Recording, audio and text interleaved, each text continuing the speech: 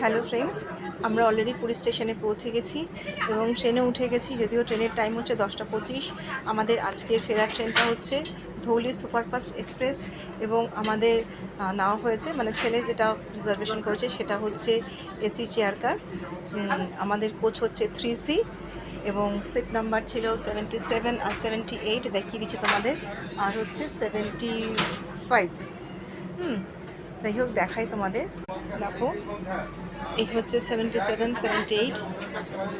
Window side একটাই পাওয়া গেছে, আর এদিকের সাইডের উইন্ডোটা ছেলে হয়তো শেয়ার করবে।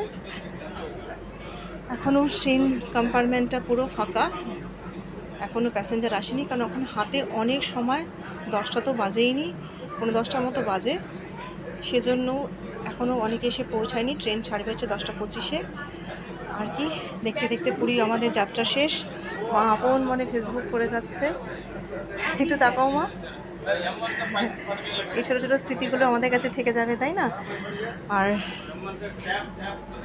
যাওয়ার পথে অ্যাকচুয়ালি মানে এই ফেরার পথে আনন্দ কতখানি যাবে জানি না, কারণ বন্ধুরা মিলে ফিরলে পর আনন্দটা বেশি হয়, হয়েছে, কিন্তু যেটা ফ্যামিলি, তাই গল্পগুজব হালকা থাকবে, যেমন আসার সময় হয়েছিল।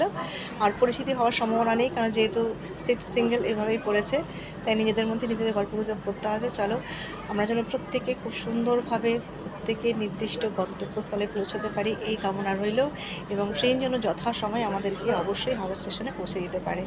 আজকের এই শুভকামনা নিয়ে এই ভিডিওটা এখানেই শেষ করলাম। চলো ফ্রেন্ডস, টাটা।